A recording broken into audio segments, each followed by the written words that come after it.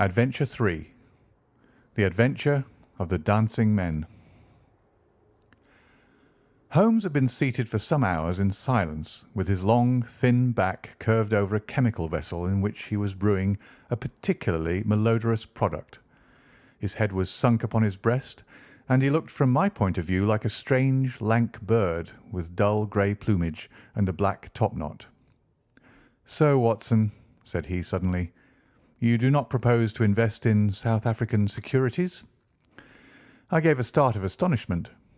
Accustomed as I was to Holmes's curious faculties, this sudden intrusion into my most intimate thoughts was utterly inexplicable. "How on earth do you know that?" I asked. He wheeled round upon his stool, with a steaming test tube in his hand and a gleam of amusement in his deep-set eyes. "Now, Watson, confess yourself utterly taken aback," said he. "I am." "I ought to make you sign a paper to that effect." "Why?" "Because in 5 minutes you will say that it is all so absurdly simple." "I am sure that I shall say nothing of the kind."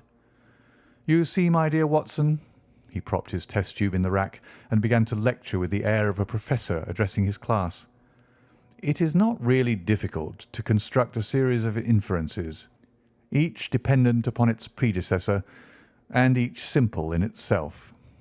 If after doing so one simply knocks out all the central inferences and presents one's audience with the starting point and the conclusion, one may produce a startling, though possibly a meretricious effect. Now, it was not really difficult, by an inspection of the groove between your left forefinger and thumb, to feel sure that you did not propose to invest your small capital in the goldfields." "I see no connection." "Very likely not, but I can quickly show you a close connection. Here are the missing links of the very simple chain. 1. You had chalk between your left finger and thumb when you returned from the club last night. 2. You put chalk there when you play billiards to steady the cue. 3. You never play billiards except with Thurston. 4. You told me 4 weeks ago that Thurston had an option on some South African property which would expire in a month, and which he desired you to share with him. 5. Your cheque-book is locked in my drawer, and you have not asked for the key. 6. You do not propose to invest your money in this manner." "How absurdly simple!" I cried. "Quite so," said he, a little nettled. "Every problem becomes very childish when once it is explained to you. Here is an unexplained one. See what you can make of that, friend Watson." He tossed a sheet of paper upon the table and turned once more to his chemical analysis. I looked with amazement at the absurd hieroglyphics upon the paper. "Why, Holmes, it is a child's drawing," I cried. "Oh, that's your idea." "What else should it be?" "That is what Mr. Hilton Cubitt of Ridingthorpe Manor, Norfolk, is very anxious to know. This little conundrum came by the first post, and he was to follow by the next train. There's a ring at the bell, Watson. I should not be very much surprised if this were he." A heavy step was heard upon the stairs, and an instant later there entered a tall, ruddy, clean-shaven gentleman whose clear eyes and florid cheeks told of a life led far from the fogs of Baker Street. He seemed to bring a whiff of his strong, fresh, bracing East Coast air with him as he entered. Having shaken hands with each of us, he was about to sit down when his eye rested upon the paper with the curious markings which I had just examined and left upon the table. "Well, Mr. Holmes, what do you make of these?" he cried. "They told me that you are fond of queer mysteries, and I don't think you can find a queerer one than that. I sent the paper on ahead so that you might have time to study it before I came." "It is certainly rather a curious production," said Holmes. "At first sight it would appear to be some childish prank. It consists of a number of absurd little figures dancing across the paper upon which they are drawn. Why should you attribute any importance to so grotesque an object?" "I never should, Mr. Holmes, but my wife does. It is frightening her to death. She says nothing, but I can see terror in her eyes. That's why I want to sift the matter to the bottom." Holmes held up the paper so that the sunlight shone full upon it. It was a page torn from a notebook. The markings were done in pencil and ran in a particular way. Holmes examined it for some time and then folded it carefully up. He placed it in his pocket-book. "This promises to be a most interesting and unusual case," said he. "You gave me a few particulars in your letter, Mr. Hilton Cubitt, but I should be very much obliged if you would kindly go over it all again for the benefit of my dear friend, Dr. Watson." "I'm not much of a story-teller," said our visitor, nervously clasping and unclasping his great, strong hands. "You'll just ask me anything that I don't make clear. I'll begin at the time of my marriage, last year. But I want to say first of all that though I'm not a rich man, my people have been at Ridingthorpe for a matter of 5 centuries, and there is no better-known family in the county of Norfolk.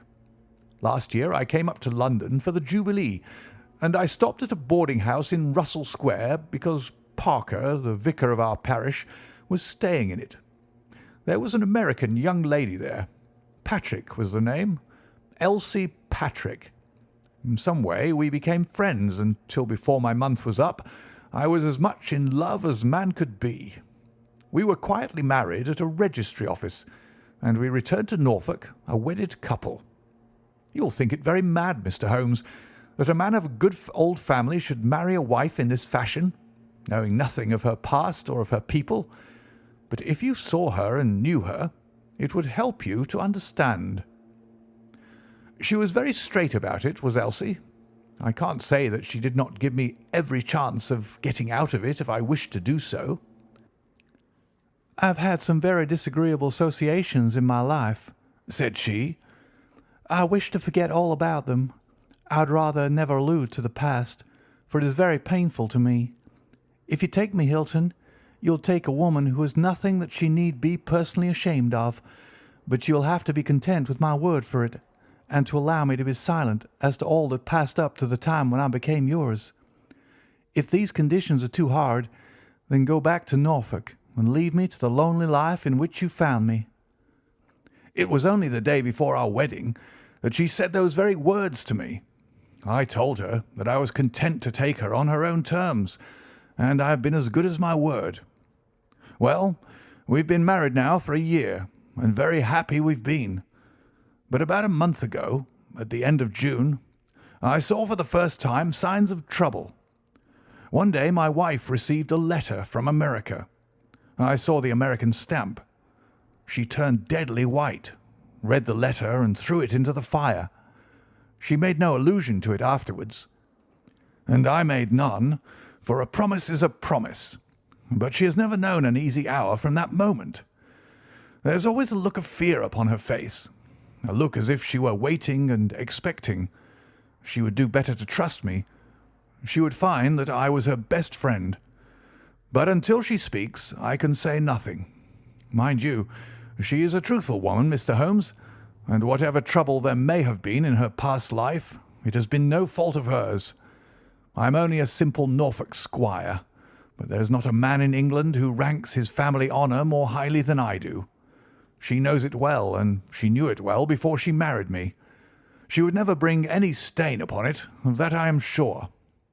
Well, now, I come to the queer part of my story.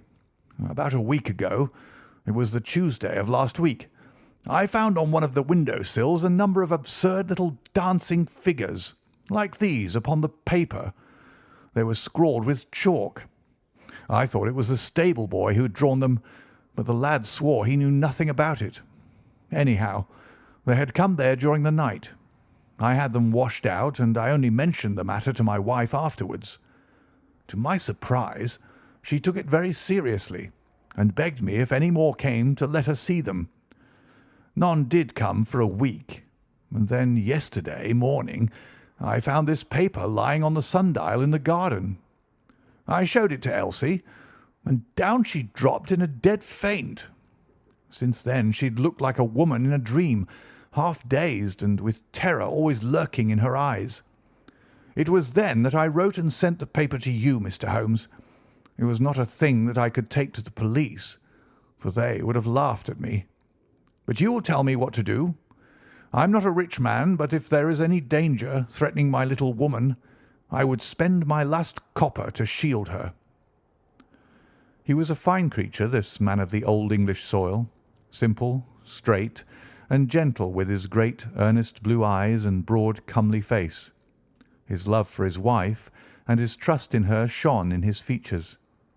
Holmes had listened to his story with the utmost attention, and now he sat for some time in silent thought.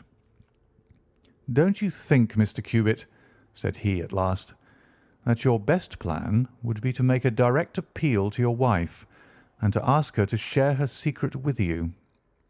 Hilton Cubitt shook his massive head. "A promise is a promise, Mr. Holmes. If Elsie wished to tell me, she would. If not, it is not for me to force her confidence. But I am justified in taking my own line, and I will." "Then I will help you with all my heart. In the first place, have you heard of any strangers being seen in your neighbourhood?" "No." "I presume that it is a very quiet place. Any fresh face would cause comment?" "In the immediate neighbourhood, yes. But we have several small watering places not very far away, and the farmers take in lodgers." "These hieroglyphics have evidently a meaning.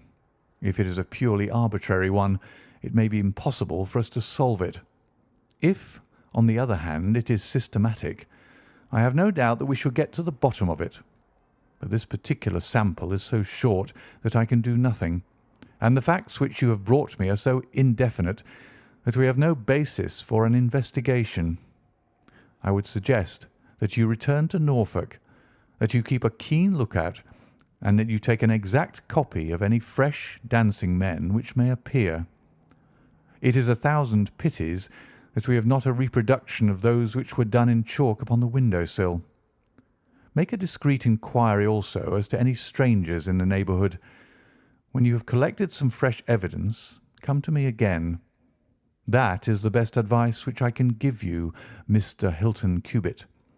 If there are any pressing fresh developments, I shall be always ready to run down and see you in your Norfolk home." The interview left Sherlock Holmes very thoughtful, and several times in the next few days I saw him take his slip of paper from his notebook and look long and earnestly at the curious figures inscribed upon it. He made no allusion to the affair, however, until one afternoon a fortnight or so later. I was going out when he called me back. "You had better stay here, Watson." "Why?" "Because I had a wire from Hilton Cubitt this morning. You remember Hilton Cubitt, of the Dancing Men? He was to reach Liverpool Street at 1:20. He may be here at any moment. I gather from his wire that there have been some new incidents of importance." We had not long to wait, for our Norfolk squire came straight from the station as fast as a hansom could bring him. He was looking worried and depressed, with tired eyes and a lined forehead. "It's getting on my nerves, this business, Mr. Holmes," said he as he sank like a wearied man into an armchair. "It's bad enough to feel that you are surrounded by unseen, unknown folk who have some kind of design upon you. But when, in addition to that, you know that it is just killing your wife by inches, then it becomes as much as flesh and blood can endure. She's wearing away under it, just wearing away before my eyes." "Has she said anything yet?" "No, Mr. Holmes, she has not. And yet there have been times when the poor girl has wanted to speak, and yet could not quite bring herself to take the plunge. I have tried to help her, but I dare say I did it clumsily and scared her from it. She has spoken about my old family and our reputation in the county, and our pride in our unsullied honour, and I always felt it was leading to the point. But somehow it turned off before we got there." "But you have found out something for yourself?" "A good deal, Mr. Holmes. I have several fresh dancing men pictures for you to examine, And what is more important, I have seen the fellow." "What, the man who draws them?" "Yes, I saw him at his work. But I will tell you everything in order. When I got back after my first visit to you, the very first thing I saw next morning was a fresh crop of dancing men. They had been drawn in chalk upon the black wooden door of the tool house, which stands beside the lawn in full view of the front windows. I took an exact copy, and here it is." He unfolded a paper and laid it upon the table. "Here is a copy of the hieroglyphics." "Excellent," said Holmes. "Excellent. Pray continue." "When I had taken the copy, I rubbed out the marks, but 2 mornings later a fresh inscription had appeared. I have a copy of it here." Holmes rubbed his hands and chuckled with delight. "Our material is rapidly accumulating," said he. 3 days later, a message was left scrawled upon paper and placed under a pebble on the sundial. Here it is. The characters are, as you see, exactly the same as the last one. After that I determined to lie in wait, so I got out my revolver and I sat up in my study, which overlooks the lawn and garden. About 2 in the morning I was seated by the window, all being dark save for the moonlight outside, when I heard steps behind me, and there was my wife in her dressing gown. She implored me to come to bed. I told her frankly that I wished to see who it was who played such absurd tricks upon us. She answered that it was some senseless practical joke, and that I should not take any notice of it. "If it really annoys you, Hilton, we might go and travel, you and I, and so avoid this nuisance." "What, be driven out of our own house by a practical joker?" said I. "Why, we should have the whole county laughing at us." "Well, come to bed," said she, "and we can discuss it in the morning." Suddenly, as she spoke, I saw her white face grow whiter yet in the moonlight, and her hand tightened upon my shoulder. Something was moving in the shadow of the tool house. I saw a dark, creeping figure which crawled around the corner and squatted in front of the door. Seizing my pistol, I was rushing out when my wife threw her arms around me and held me with convulsive strength. I tried to throw her off, but she clung to me most desperately. At last I got clear, but by the time I had opened the door and reached the house, the creature was gone. He had left a trace of his presence, however, for there on the door was the very same arrangement of dancing men which had already twice appeared, and which I had copied on that paper. There was no other sign of the fellow anywhere, though I ran all over the grounds. And yet the amazing thing is that he must have been there all the time, for when I examined the door again in the morning, he had scrawled some more of his pictures under the line which I had already seen." "Have you that fresh drawing?" "Yes, it is very short, but I made a copy of it, and here it is." Again he produced a paper. The new dance was in a different form. "Tell me," said Holmes, and I could see by his eyes that he was much excited, "was this a mere addition to the first, or did it appear to be entirely separate?" "It was on a different panel of the door." "Excellent. This is far the most important of all for our purpose. It fills me with hopes. Now, Mr. Hilton Cubitt, please continue your most interesting statement." "I have nothing more to say, Mr. Holmes, except that I was angry with my wife that night for having held me back when I might have caught the skulking rascal. She said that she feared that I might come to harm. For an instant it had crossed my mind that perhaps what she really feared was that he might come to harm, for I could not doubt that she knew who this man was and what he meant by these strange signals. But there is a tone in my wife's voice, Mr. Holmes, and a look in her eyes which forbid doubt, and I am sure that it was indeed my own safety that was in her mind. There's the whole case, and now I want your advice as to what I ought to do. My own inclination is to put half a dozen of my farm lads in the shrubbery, and when this fellow comes again to give him such a hiding that he will leave us in peace for the future." "I fear it is too deep a case for such simple remedies," said Holmes. "How long can you stay in London?" "I must go back to-day. I would not leave my wife alone all night for anything. She is very nervous, and begged me to come back."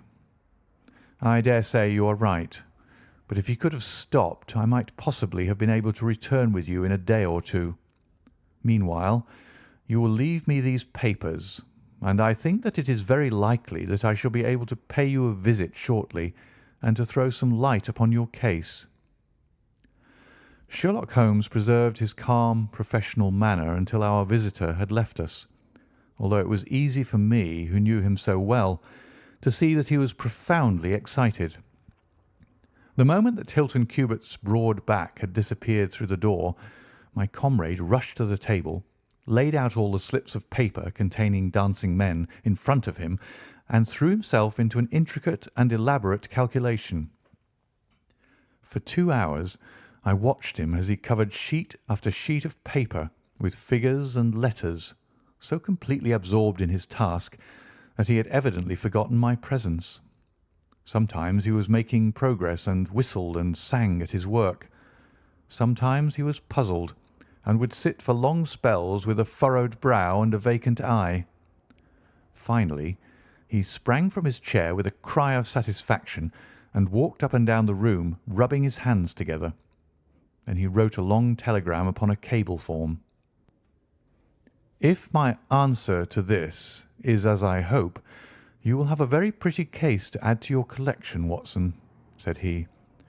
"I expect that we shall be able to go down to Norfolk to-morrow, and to take our friend some very definite news as to the secret of his annoyance." I confess that I was filled with curiosity, but I was aware that Holmes liked to make his disclosures at his own time and in his own way, so I waited until it should suit him to take me into his confidence. But there was a delay in that answering telegram, and 2 days of impatience followed, during which Holmes pricked up his ears at every ring of the bell. On the evening of the 2nd there came a letter from Hilton Cubitt. All was quiet with him, save that a long inscription had appeared that morning upon the pedestal of the sundial. He enclosed a copy of it, which he reproduced. Holmes bent over this grotesque frieze for some minutes, and then suddenly sprang to his feet with an exclamation of surprise and dismay. His face was haggard with anxiety.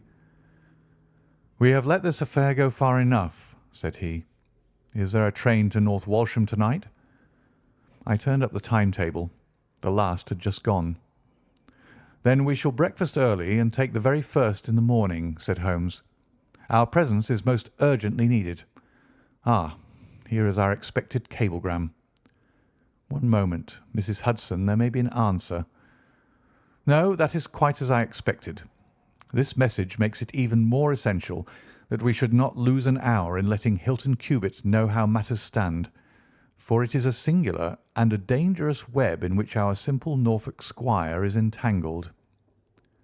So indeed it proved, and as I come to the dark conclusion of a story which had seemed to me to be only childish and bizarre, I experience once again the dismay and horror with which I was filled.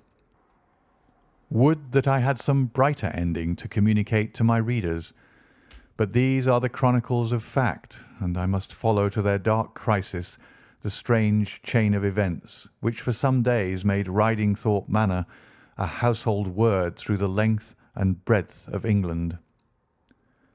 We had hardly alighted at North Walsham and mentioned the name of our destination when the station master hurried towards us. "I suppose that you're the detectives from London," said he. A look of annoyance passed over Holmes's face. "What makes you think such a thing?" "Because Inspector Martin from Norwich has just passed through. But maybe you're the surgeons. She's not dead, or wasn't by last accounts. He may be in time to save her yet, though it be for the gallows." Holmes's brow was dark with anxiety. "We are going to Ridingthorpe Manor," said he, but we have heard nothing of what has passed there." "It's a terrible business," said the station master. "They are shot, both Mr. Hilton Cubitt and his wife. She shot him and then herself, so the servants say. He's dead and her life is despaired of. Dear, dear, one of the oldest families in the county of Norfolk, and one of the most honoured." Without a word Holmes hurried to a carriage, and during the long 7 miles' drive he never opened his mouth. Seldom have I seen him so utterly despondent. He had been uneasy during all our journey from town, and I had observed that he had turned over the morning papers with anxious attention. But now this sudden realization of his worst fears left him in a blank melancholy. He leaned back in his seat, lost in gloomy speculation. Yet there was much around to interest us, for we were passing through as singular a countryside as any in England, where a few scattered cottages represented the population of to-day, while on every hand enormous square-towered churches bristled up from the flat green landscape and told of the glory and prosperity of old East Anglia.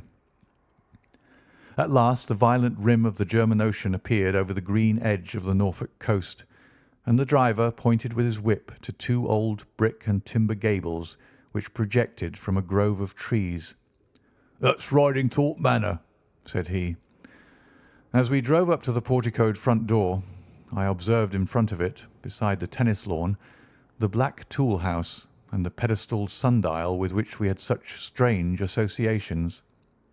A dapper little man with a quick, alert manner and a waxed moustache had just descended from a high dog-cart. He introduced himself as Inspector Martin of the Norfolk Constabulary, and he was considerably astonished when he heard the name of my companion. "Why, Mr. Holmes, the crime was only committed at 3 this morning. How could you hear of it in London and get to the spot as soon as I?" "I anticipated it. I came in the hope of preventing it." "Then you must have important evidence of which we are ignorant, for they were said to be a most united couple." "I have only the evidence of the dancing men," said Holmes. "I will explain the matter to you later. Meanwhile, since it is too late to prevent this tragedy, I am very anxious that I should use the knowledge which I possess in order to ensure that justice be done. Will you associate me in your investigation, or will you prefer that I should act independently?" "I should be proud to feel that we were acting together, Mr. Holmes," said the inspector earnestly. "In that case I should be glad to hear the evidence and to examine the premises without an instant of unnecessary delay." Inspector Martin had the good sense to allow my friend to do things in his own fashion, and contented himself with carefully noting the results. The local surgeon, an old white-haired man, had just come down from Mrs. Hilton Cubitt's room, and he reported that her injuries were serious but not necessarily fatal. The bullet had passed through the front of her brain, and it would probably be some time before she could regain consciousness. On the question of whether she had been shot or had shot herself, he would not venture to express any decided opinion. Certainly the bullet had been discharged at very close quarters. There was only the one pistol found in the room, 2 barrels of which had been emptied. Mr. Hilton Cubitt had been shot through the heart. It was equally conceivable that he had shot her and then himself, or that she had been the criminal, for the revolver lay upon the floor midway between them. "Has he been moved?" asked Holmes. "We have moved nothing except the lady. We could not leave her lying wounded upon the floor." "How long have you been here, Doctor?" "Since 4 o'clock." "Anyone else?" "Yes, the constable here." "And you have touched nothing?" "Nothing." "You have acted with great discretion. Who sent you?" "The housemaid, Saunders." "Was it she who gave the alarm?" "She and Mrs. King, the cook." "Where are they now?" "In the kitchen, I believe." "Then I think we had better hear their story at once." The old hall, oak-panelled and high-windowed, had been turned into a court of investigation. Holmes sat in a great old-fashioned chair, his inexorable eyes gleaming out of his haggard face. I could read in them a set purpose to devote his life to this quest until the client whom he had failed to save should at last be avenged. The trim Inspector Martin, the old grey-headed country doctor, myself, and a stolid village policeman made up the rest of that strange company. The two women told their story clearly enough. They had been aroused from their sleep by the sound of an explosion, which had been followed a minute later by a second one. They slept in adjoining rooms, and Mrs. King had rushed into Saunders. Together they had descended the stairs. The door of the study was open, and a candle was burning upon the table. Their master lay upon his face in the centre of the room. He was quite dead. Near the window his wife was crouching, her head leaning against the wall. She was horribly wounded, and the side of her face was red with blood. She breathed heavily, but was incapable of saying anything. The passage, as well as the room, was full of smoke and the smell of powder. The window was certainly shut and fastened upon the inside. Both women were positive upon the point. They had at once sent for the doctor and for the constable. Then, with the aid of the groom and the stable boy, they had conveyed their injured mistress to her room. Both she and her husband had occupied the bed. She was clad in her dress, he in his dressing gown over his night clothes. Nothing had been moved in the study. So far as they knew, there had never been any quarrel between husband and wife. They had always looked upon them as a very united couple. These were the main points of the servants' evidence. In answer to Inspector Martin, they were clear that every door was fastened upon the inside, and that no one could have escaped from the house. In answer to Holmes, they both remembered that they were conscious of the smell of powder from the moment that they ran out of their rooms upon the top floor.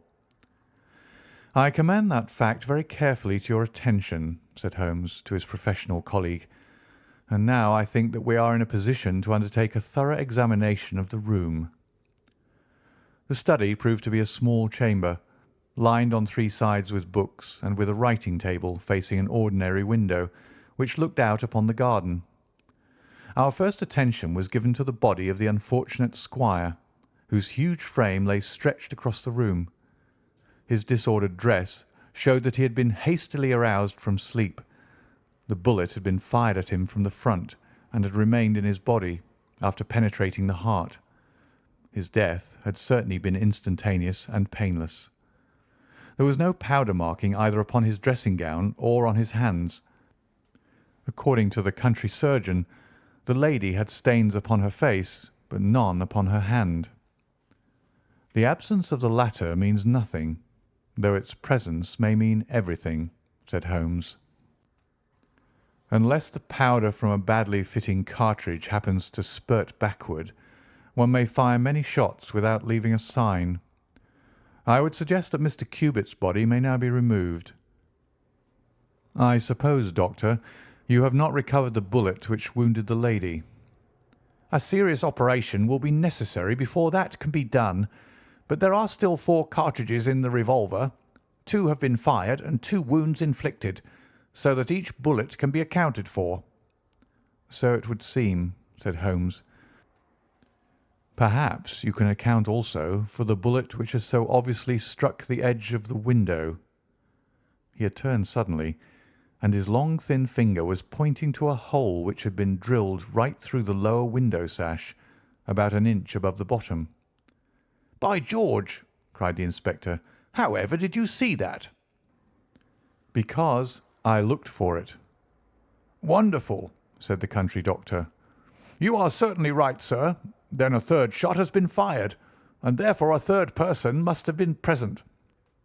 But who could that have been, and how could he have got away?" "That is the problem which we are now about to solve," said Sherlock Holmes. "You remember, Inspector Martin, when the servants said that on leaving their room they were at once conscious of a smell of powder. I remarked that the point was an extremely important one." "Yes, sir, but I confess I did not quite follow you." "It suggested that at the time of the firing the window as well as the door of the room had been open. Otherwise the fumes of powder could not have been blown so rapidly through the house. A draught in the room was necessary for that. Both door and window were only open for a very short time, however. How could you prove that? Because the candle was not guttered. Capital! Cried the inspector. Capital! Feeling sure that the window had been open at the time of the tragedy, I conceived that there might have been a third person in the affair, who stood outside this opening and fired through it. Any shot directed at this person might hit the sash.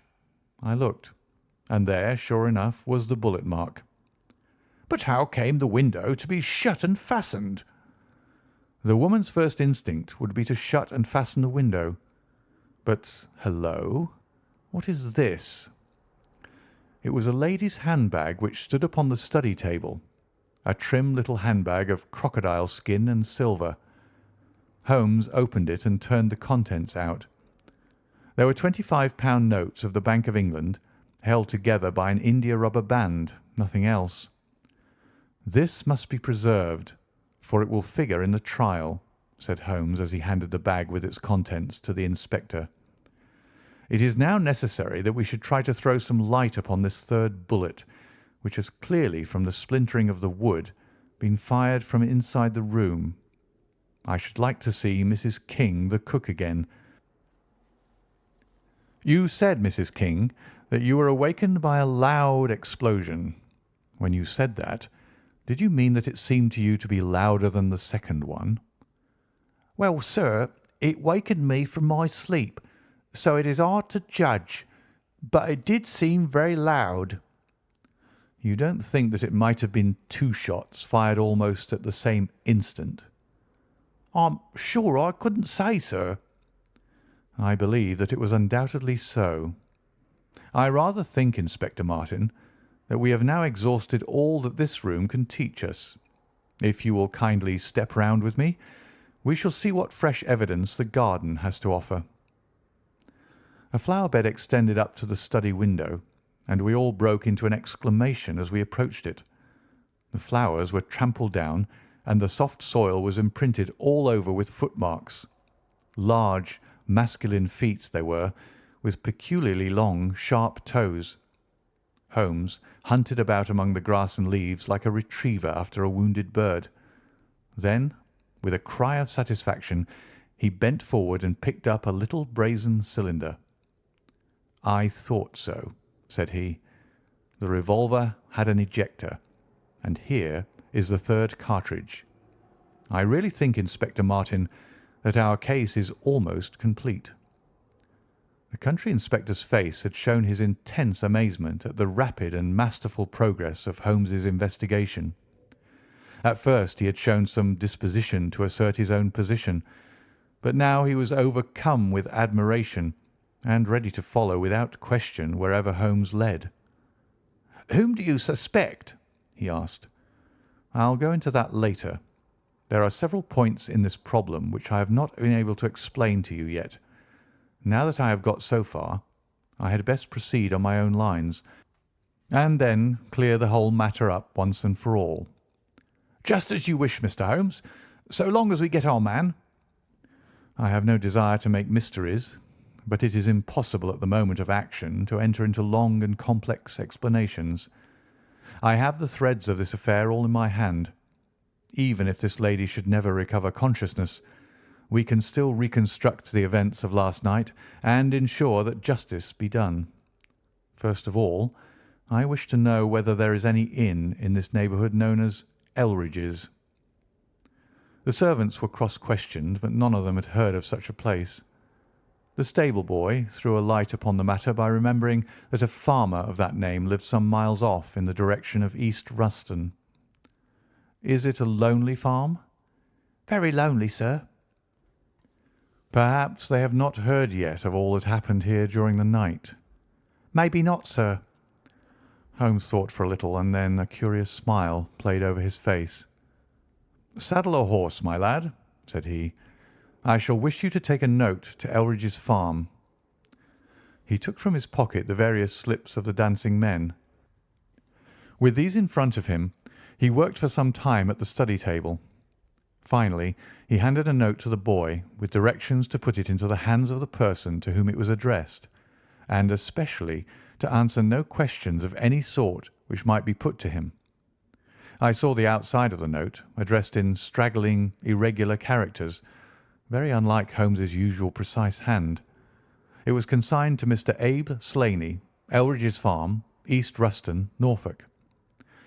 "I think, Inspector," Holmes remarked, "that you would do well to telegraph for an escort, as if my calculations prove to be correct, you may have a particularly dangerous prisoner to convey to the county jail.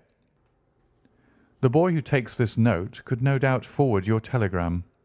If there is an afternoon train to town, Watson, I think we should do well to take it, as I have a chemical analysis of some interest to finish, and this investigation draws rapidly to a close." When the youth had been dispatched with the note, Sherlock Holmes gave his instructions to the servants. If any visitor were to call asking for Mrs. Hilton Cubitt, no information should be given as to her condition, but he was to be shown at once into the drawing-room. He impressed these points upon them with the utmost earnestness. Finally, he led the way into the drawing-room, with the remark that the business was now out of our hands, and that we must while away the time as best we might until we could see what was in store for us. The doctor had departed to his patients, and only the inspector and myself remained. "I think that I can help you to pass an hour in an interesting and profitable manner," said Holmes, drawing his chair up to the table and spreading out in front of him the various papers upon which were recorded the antics of the dancing men. "As to you, friend Watson, I owe you every atonement for having allowed your natural curiosity to remain so long unsatisfied. To you, Inspector, the whole incident may appeal as a remarkable professional study. I must tell you, first of all, the interesting circumstances connected with the previous consultations which Mr. Hilton Cubitt had with me in Baker Street." He then shortly recapitulated the facts which have already been recorded.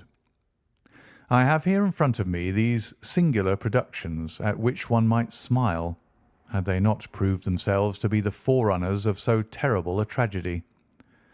I am fairly familiar with all forms of secret writings, and am myself the author of a trifling monograph upon the subject, in which I analyse 160 separate ciphers.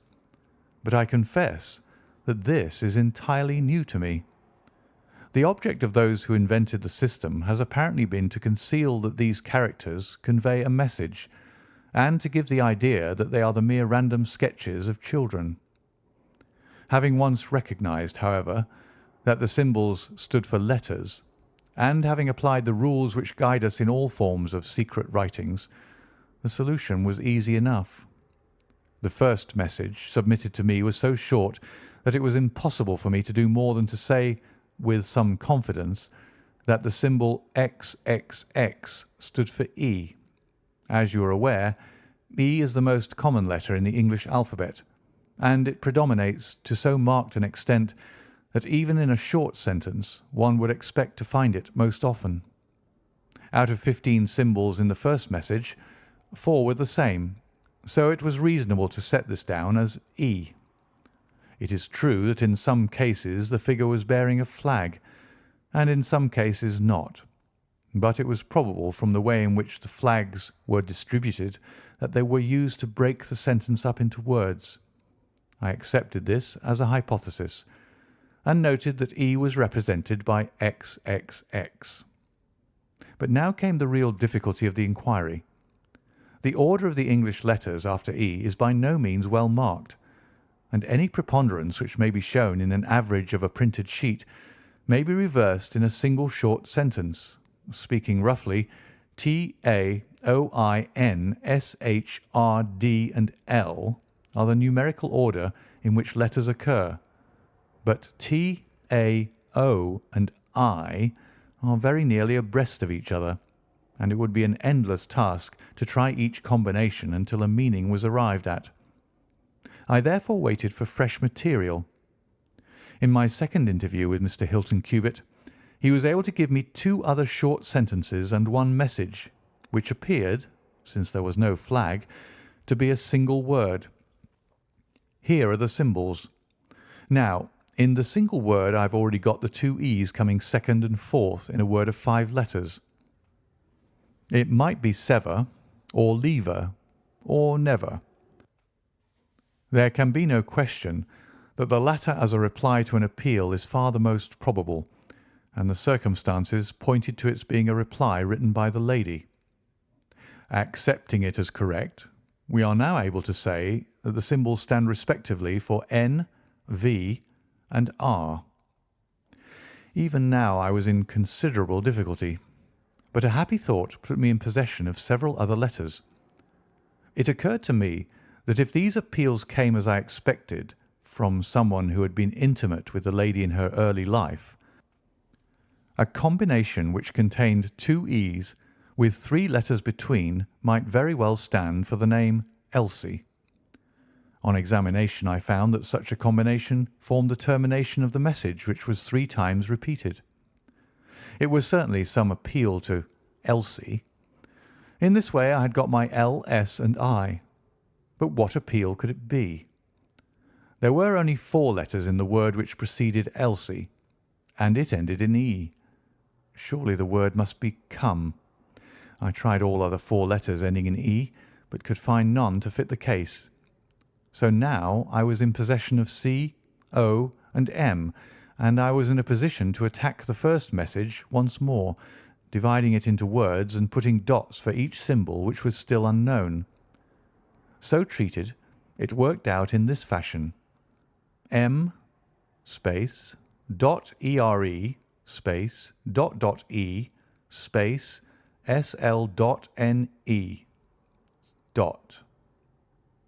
Now the first letter can only be A, which is a most useful discovery, since it occurs no fewer than 3 times in this short sentence, and the H is also apparent in the second word. Now it becomes am here A.E slain, or filling in the obvious vacancies in the name, am here Abe Slaney. I had so many letters now that I could proceed with considerable confidence to the second message, which worked out in this fashion: A dot space ELRI dot space ES. Here I could only make sense by putting T and G for the missing letters, and supposing that the name was that of some house or inn at which the writer was staying. Inspector Martin and I had listened with the utmost interest to the full and clear account of how my friend had produced results which had led to so complete a command over our difficulties. "What did you do then, sir?" asked the inspector. I had every reason to suppose that this Abe Slaney was an American, since Abe is an American contraction, and since a letter from America had been the starting point of all the trouble. I had also every cause to think that there was some criminal secret in the matter. The lady's allusions to her past, and her refusal to take her husband into her confidence, both pointed in that direction. I therefore cabled to my friend Wilson Hargreave of the New York Police Bureau, who has more than once made use of my knowledge of London crime. I asked him whether the name of Abe Slaney was known to him. Here is his reply: "The most dangerous crook in Chicago." On the very evening upon which I had his answer, Hilton Cubitt sent me the last message from Slaney. Working with known letters, it took this form: Elsie .re.are space to meet thy go.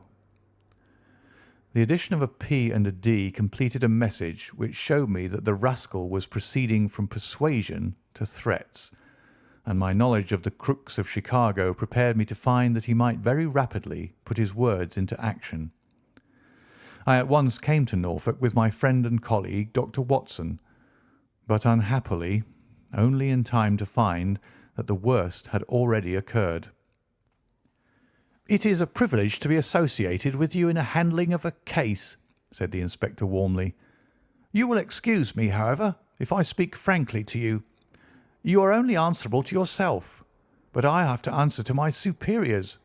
If this Abe Slaney, living at Elridge's, is indeed the murderer, and if he has made his escape while I am seated here, I should certainly get into serious trouble." "You need not be uneasy. He will not try to escape." "How do you know?" "To fly would be a confession of guilt." "Then let us go arrest him." "I expect him here every instant."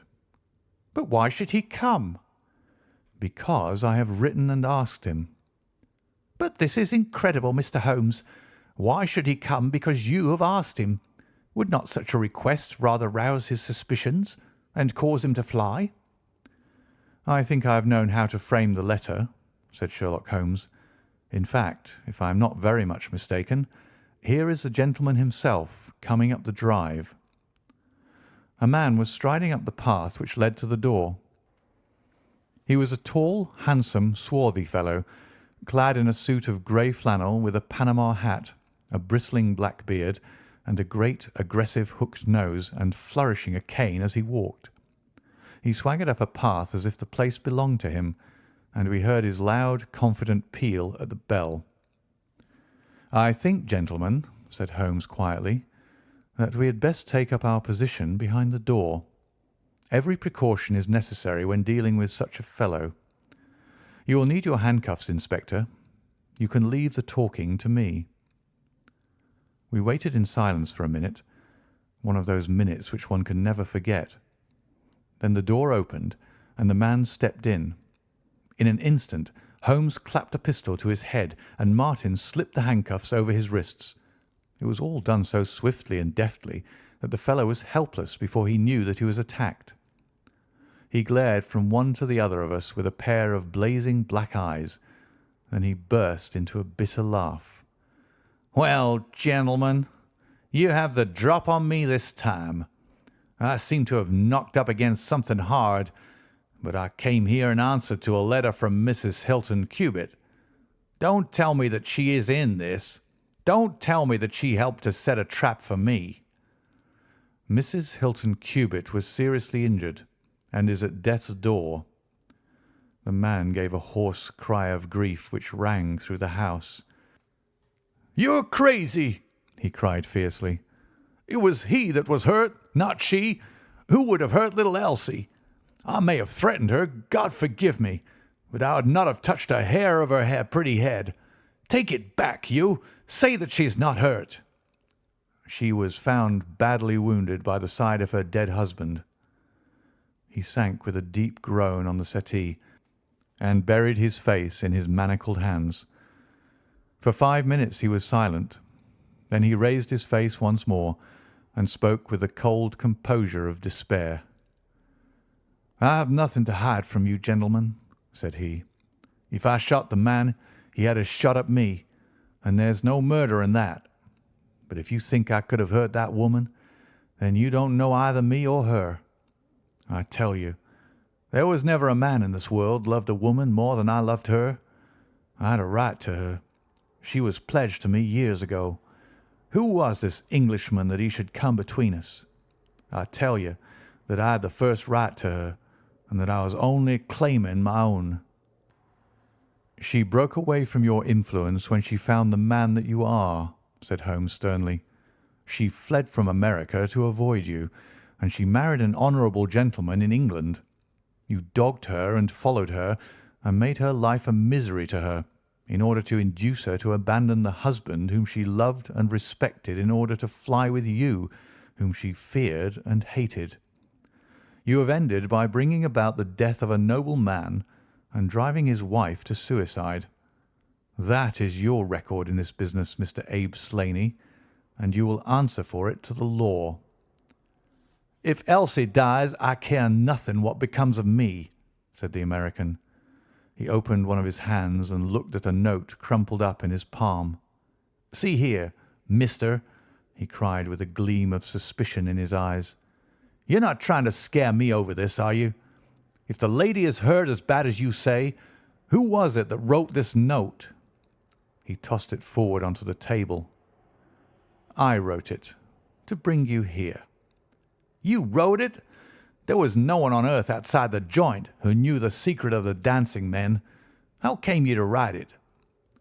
What one man can invent, another can discover," said Holmes. "There is a cab coming to convey you to Norwich, Mr. Slaney, but meanwhile you have time to make some small reparation for the injury you have wrought.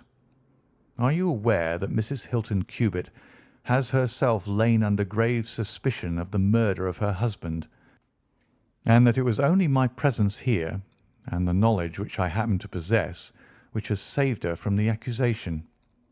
The least that you owe her is to make it clear to the whole world that she was in no way, directly or indirectly, responsible for his tragic end."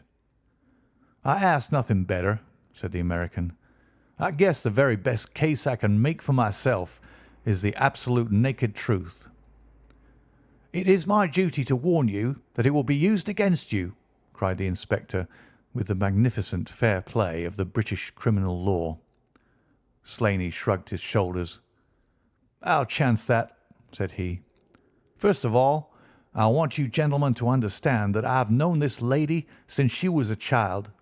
There were 7 of us in a gang in Chicago, and Elsie's father was the boss of the joint. He was a clever man, was old Patrick. It was he who had invented that writing, which would pass as a child's scrawl unless she just happened to have the key to it. Well, Elsie learned some of our ways, but she couldn't stand the business, and she had a bit of honest money of her own, so she gave us all the slip and got away to London. She'd been engaged to me, and she would have married me, I believe, if I'd taken over another profession. But she would have nothing to do with anything on the cross. It was only after her marriage to this Englishman that I was able to find out where she was. I wrote to her, but got no answer. After that I came over, and as letters were no use, I put my messages where she could read them. Well, I've been here a month now. I lived in that farm where I had a room down below, could get in and out every night and no one the wiser. I tried all I could to coax Elsie away. I knew that she read the messages. For once she wrote an answer under one of them. Then my temper got the better of me, and I began to threaten her. She sent me a letter then, imploring me to go away and saying that it could break her heart if any scandal should come upon her husband. She said that she would come down when her husband was asleep at 3 in the morning and speak with me through the end window if I would go away afterwards and leave her in peace. She came down and brought money with her, trying to bribe me to go. This made me mad, and I caught her arm and tried to pull her through the window.